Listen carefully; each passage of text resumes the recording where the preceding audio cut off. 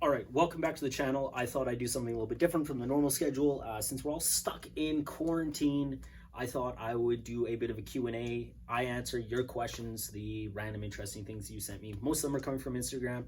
So without any further ado, I will jump into the questions. Actually, before I do that, wrist check, I am wearing my Omega Seamaster.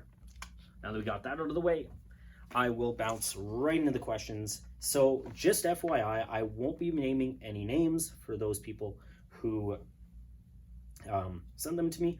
Also, if you do have a question that you want me to answer, drop it down in the comments. If you didn't already answer it on Instagram, that's where I am pulling these from. So now, first question I got looks like a spelling mistake, so I will not answer that one. One of my followers had said, what is a good first car? Now, my answer to that is anything that is cheap to operate, cheap to purchase, cheap to operate, cheap to insure.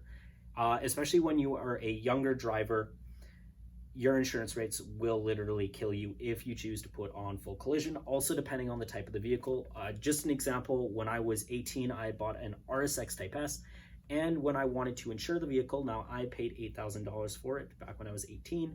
And when I went to insure, I had called, got a quote for full coverage. They wanted $5,000 a year on a vehicle that I paid $8,000 for. So I thought that was a little stupid, okay? So now that's why I said I would stay away from things like BMW, Mercedes, Audi, Lexus, Acura. Any of your really luxury brands, I wouldn't probably go with for your first car, just because of the insurance premiums. Not saying that you can't get them, not saying that I would, like, for instance, BMW is one of my favorite brands, but just because based upon insurance prices alone for a young or a new driver, it'll kill you. And also reliability, you don't want to be spending a bunch of time fixing your cars. So basically, I'll give you kind of two, just any like old Honda or old Toyota. That's simple, easy way to go. Corolla, Civic, they also do hold better resale value. I would stay away from domestic cars.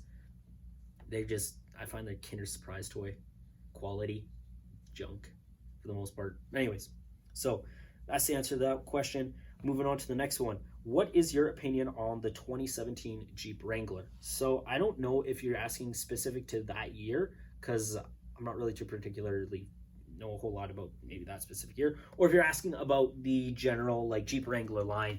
And so if I were to say what's my opinion on Jeep Wranglers, I think they are great vehicles. However, they are very expensive for what you get.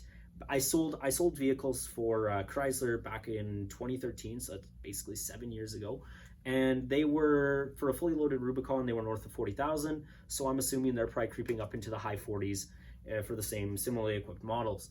Now they have an amazing all-wheel drive powertrain, and for 4x4 as well. And I think that they are great in that aspect. If you just want to take it off road, do crazy stuff, it's an amazing vehicle. It's an amazing vehicle for the customization and the modability of the vehicle. They have an amazing community. I just think they're a little bit expensive for what you get, because their interiors are not really that nice for what you're paying. I also, the one redeeming quality that I would say about them is that they have insane resale value. Not as good as, like, for instance, a Toyota Tacoma, but they are really, really good. I do like them. Even the YJ and the TJs, people still mod them, and they have really good resale on them too. So yeah. Now I have another question. What you making for dinner? Absolutely nothing, because if I made food for you, well, you would probably die. Now, by my bad cooking. Funny story about this. So back, a lot of people, I took foods class a lot in junior high and high school. Shout out to Mr. Schellenberg. He was an amazing teacher, and I really enjoyed having class with him. But I would say that I basically, it was kind of like a Lego set style of cooking. I take the thing, I take the recipe, and I literally follow it step by step by step. Now you can cook that way, but I was just like, and I always burn cookies no matter what. But yeah, like literally, even though I took it all the time, I barely retained any knowledge from that. And it wasn't like, I took it because my friends were in it, and I like wanted to chill. And I always liked having food, because sometimes I wouldn't pack enough for lunch, and I'd just be like, yo, I get to make food today, so hopefully it's good. I remember one time, I feel bad. I remember one time we decided to make like this really, really bad thing, and we're like, here you go, because the teacher has to taste test everything at the bend. So we made this like really, really bad thing. And, like, your teacher tasted it. It was like utter crap. And he's like, you guys are terrible. We're trying to kill you, buddy. But anyways, so yeah. Also, I remember when, like, in one of our last semesters of high school, I had pretty much all my group of friends were all in one class, and we like literally delegated each task. And one of my friends, all he did was like the dishes, and he didn't like touch a single thing, but he wouldn't touch a spatula outside of it being in the sink. So, I mean, yeah, we're basically like kind of like assembly line that. All right, so next question. Do I like 40K more than my girlfriend? No, no. I do like 40K a lot. It is one of my, wargaming in general is one of my big hobbies outside of cars and, yeah, cars and sports, to be honest. Cars, basketball, hockey, wargaming. Yep. Okay. Now, what is one thing you felt you learned too late? I would honestly say I felt like I didn't really, how can I say this? I felt like I didn't really appreciate myself, in the sense of like I didn't have a good self-esteem or a good self-image. And I felt very negative, and I always felt like I was getting left out of stuff. And it really caused me to doubt myself in a lot of situations.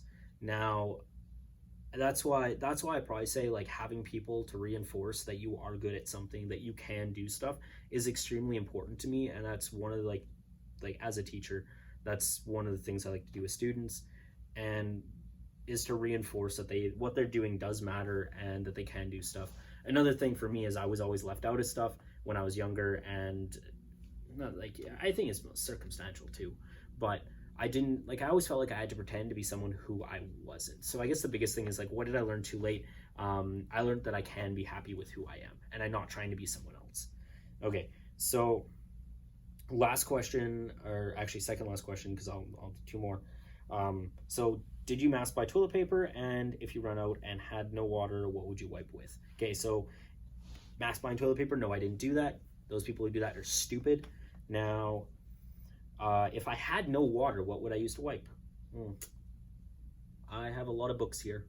I would start with the ones I don't really like, and I'd work my way down. That's my answer to that, because I'd have no water. So that was very specific, and this said no water. Okay, books.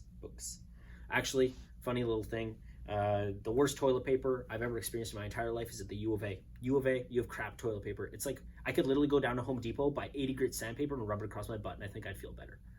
That thing's garbage. Up your game, U of A. Get better toilet paper. Please, for the love of everything good. Okay, so very last question that I will answer, and then I will leave you guys. I'll cut it off, and then I'll do the rest of the questions another day. So last question that I have here is, they were asking me, what is my favorite artist?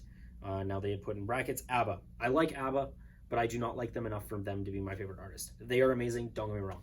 So my favorite artist definitely would have to be Bryan Adams. Definitely. Bryan Adams is amazing. Now, a little bit of a tough one, but he's awesome. Great songs. Now, great artist. Fantastic. Like quintessential 80s artist, if you think about it that way. Anyways, that's enough for today. Now, make sure that you guys stay home, stay out of trouble, don't do anything crazy. Please don't go to any crazy parties or, quarantine. Quarantine means you stay home, or like go in a car and drive around, because that's fun. That's like the only fun thing we can do these days. Anyways, take care, stay out of trouble, have a fantastic day.